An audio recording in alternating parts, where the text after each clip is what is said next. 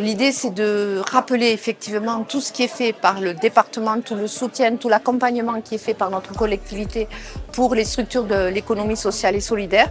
Et aujourd'hui, comme il y a un thème particulier qui est la transition écologique juste, nous avons fait appel à des experts où il va y avoir des échanges sur ce thème tout particulièrement.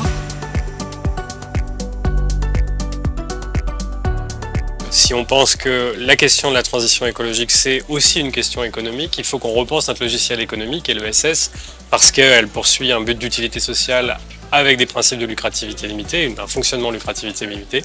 Elle interroge notre question du rapport aux besoins de la transition écologique et puis après, parce qu'elle développe des activités dans tous les secteurs qui sont liés à la transition écologique, que ce soit l'alimentation durable, la mobilité accessible, que ce soit le réemploi des matériaux de construction ou des déchets de notre utilisation.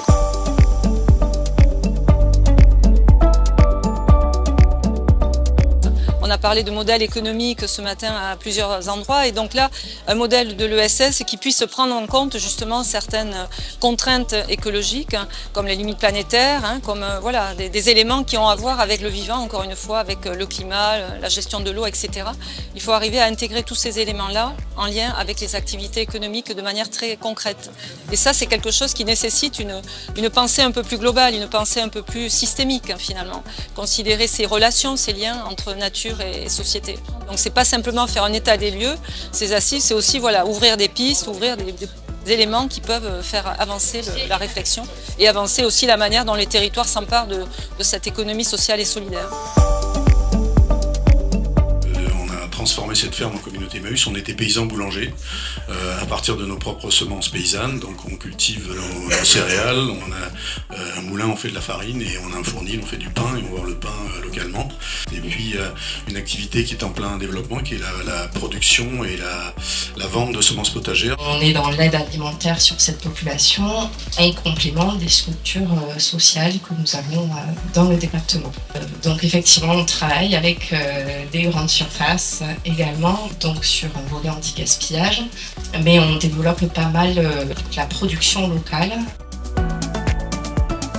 Le département, on est en lien avec l'action sociale du département et l'économie qui devient sociale et environnementale. C'est un vrai lien et on a un dispositif qu'on travaille ensemble avec Christine Gonzato-Roch, qui est la VP à l'action sociale, qui est le dispositif du Yuzu et que tout le monde connaît aujourd'hui sur notre territoire.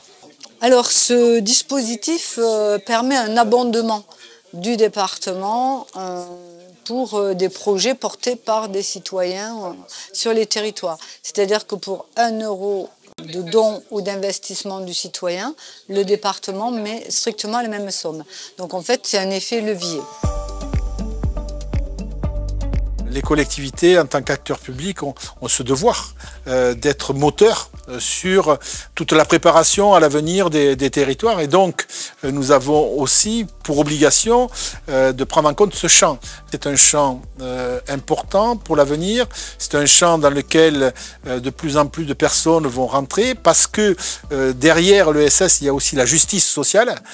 Et donc, nos territoires et les collectivités à l'intérieur des territoires, puisqu'elles font partie des locomotives des territoires, doivent se saisir de ce sujet.